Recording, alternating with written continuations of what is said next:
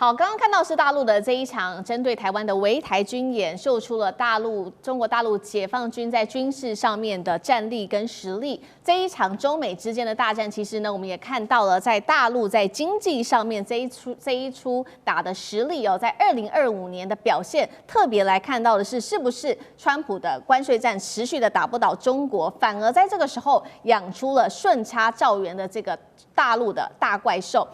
他一国就赚走了全球60%的获利，那么世界会接下来怎么做反制，还撑得住吗？今天就这些议题一起来做关心。先来看到这个是最新的数据，今年前3季哦，在大陆在美国的一个关税政策之下，还有中美角力升温之下，大陆的出口仍然是创下了非常亮眼的成绩，达到了1.07兆美元，甚至是单一国家史上最高的一个记录啊！全球今年我们看到它整体的贸易顺差是1.8兆美元，没有想到，光是大陆一国就已经吃掉了其中60%的获利。好，我们来看到这个是大陆的这个国师怎么说？他说这不是一个好消息，而是一个危险的讯号。这样下去是不是不留给其他国家活路呢？也有专家认为说，确实现在从这一件数字里面来看到，大陆确实在它的工业产品之下非常的强，把众多的国家产业都打趴了。那么中国大陆内卷全球化将会是明年世界上面的一个很重要的事实。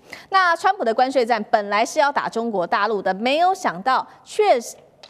从这个关税上面的数字可以看到，中国在经济上面的表现，尤其是出口越来越强。确实，它对美国的贸易出口11月呢是暴跌了17%左右，但是它由其他的国家补上来，不管是非洲国家、欧洲国家或者是东协国家，尤其针对东协哦，这个出口的成长是最高的，年增幅达到8.5%。那出口的产品以哪些为主呢？目前我们来看到，主要还是以这个机电产品是最大宗的，占比高达了60%，不管是手机、PC、家电、机器人等等。那么跟去年做相比的话，出口表现特别好的产业包括了有半导体年增幅25%，还有大陆的汽车年增幅17%。另外就是新三样表现也特别的好，在电动车电池跟太阳能领域是全面的爆发，所以可以看到这个2025一整年大陆电动车出口已经突破了500万辆了。11月份单月出口20万辆，年增幅竟然暴增了87%，对墨西哥的出口更是暴增了237%。但是在此刻，通用汽车的执行长他是这么警告，他认为大陆现在看起来虽然是在电动车表现很好，但是他解读是因为大陆的内需太疲软了，产能过剩，才会被迫向全球做倾倒。真的是这样子吗？那么我们今天也会节目一开始特别请上这个帮我们来做一下分析哦。当中国大陆刚刚讲了嘛，一国拿走全球60%的顺差，其他国家的产业会怎么样来做反应呢？这是大陆中国制造的全面胜利，还是产能过剩的一些问题？上次哥怎么看？怎么办啊？这数字太猛了，大家不要小看哦，因为就2025年，如果到我们现在12月底结束，可能会破1.2兆，整个顺差哦，现在预估是这样子，太猛了，很恐怖。这个数字不是可以不只是耀武扬威。也不能说耀武扬威，它是人类文明1万年前到现在，人类作为这种进出口的这种贸易，全球的这个贸易，这是破纪录的哈。但原因是什么？很简单，手个短哇！中国大陆做的东西便宜又好，好到一个难以想象的极致。而且再不是你想象当中帮人家做一些小东西啊，制造业一般般的东西，或农产品加工业等等，不再是20年前你想象中中国大陆做什么椰蛋灯泡啊，什么类似小玩具。刚刚思明讲得很清楚，在这1.2兆当中，机电产品，但我们可以说是非常高阶的制造业，手机、太阳能这些都是。半导体，天哪！半导体晶片的出口也是在这里面，当然还有电动汽车，相对来说都是单价相对比较昂贵，而且技术密度很高，还不见得是别人有的，或者中国大陆更有量，刚刚讲更便宜。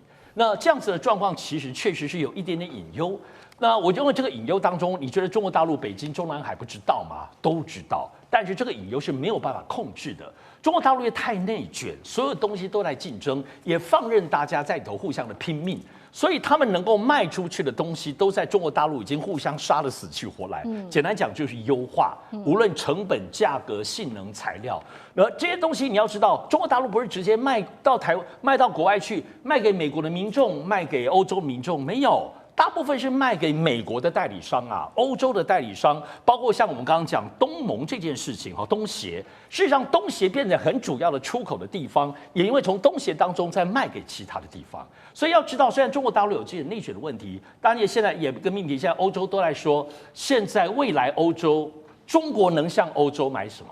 农产品吗？没有，所有的东西，包括德国汽车吗？现在这样子的命题，确实是这种所谓的顺差逆差已经到个很倾斜的状态。中国也必须思考这个问题，但也不是说让你把自己斩掉你自己的制造业或生产或出口能力就 OK 了。人家欧洲或美国扶不起的阿斗，人家福利国家赚了几十年的钱，现在是中国主要是刚刚讲制造业跟整个产业链的完整性，不只是支撑整个国家的国力，再加上中国大陆跟其他地方不一样的是，中国这1点多兆里头很多是国企赚的，而且在内部的需求当中，民众买不了，由国家投资，包括光电业，你看到新疆、内蒙盖水电厂。所谓我们都知道，所谓的国家投入基础建设就可以带动所有的内需，特别是制造业跟工业。中国大陆持续这么做，也做几十年，到现在还没有断。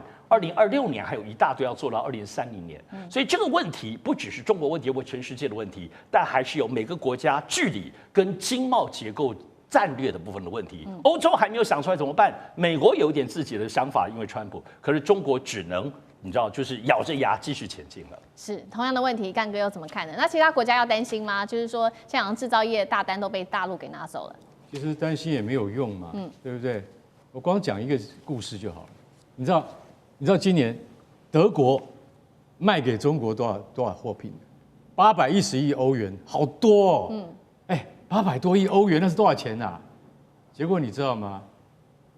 中国它本身，它跟那个德国，它买只有810亿，可是德国却跟中国买了1600亿，大家就知道说，德国反而买了更多，德国跟中国买是1倍以上的货品，你心里就会想说，那根本德国这样怎么做生意呢？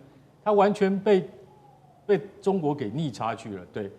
所以中国其实它对光德国这个国家顺差就是1倍，那跟美国更不用讲，它对于世界各国，你看跟墨西哥的那个顺差竟然达到那么高的数字，2000多，所以大家就晓得说，中国就是说它的内需不足的情况之下，它到货给全世界，很简单，你要是觉得说不行，产品不好，我不收，那就不要收了嘛，是，对不对？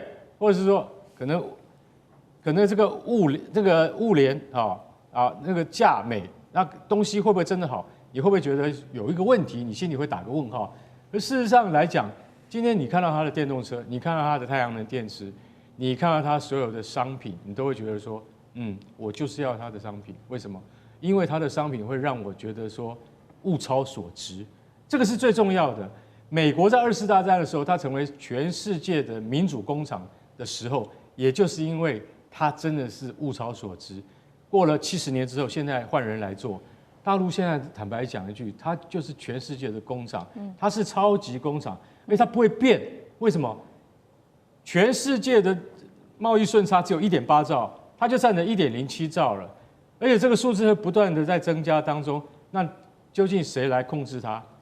墨西哥说明年开始，我们刚刚讲墨西哥，他就说对于大陆来的1400项商品，他要完全进行50%的关税。我希望他做得到。如果墨西哥做不到，没有一个国家能够挡得住中国，这是未来的趋势嘛。所以我觉得说，中国自己本身，金灿荣教授跟很多专家都讲说，这对中国自己本身并不是什么好事。为什么？因为别人就会祭出报复的关税大旗。中国有时候在这方面可能要自己私底下要考虑，因为国营就是国家补助 GDP 已经达到5%给这些企业了。老实讲一句，这不是正常国家应该有的状况，因为我们在自由经济的贸易体系的全球体系之中，你还是要替你的贸易伙伴想一下吧，不然的话钱都被你赚完了。好，2025大陆的出口现在创下了一个新高。那这个是 Barron 特别点出了说，他认为说大陆现在有它的优势，不管是在明年的经济表现上，其实都是看好的。他甚至预期说中国大陆比预期更顺利撑过美国的关税，但是他也有提出一些的问题。好，优点跟缺点带观众朋友来看到。首先 ，Barron 特别就这个金融市场做了一个解读，他说2025年大陆 MSCI 中国 ETF 是大涨幅度高达29%，相较于美国的 S&P 只有18%而已哦。那市场就解读说，确实大陆比预期的更顺利，撑过了美国的关税。但是他也点出了大陆目前的一些问题。他认为大陆 GDP 的80%是来自于旧有的经济，这所谓的旧经济当中，包括了房地产。他认为大陆的房地产持续的低迷已经4年了，而且房价还在持续的往下跌。包括了投资销售，他也认为双位数的衰退，固定资产的投资年减幅更是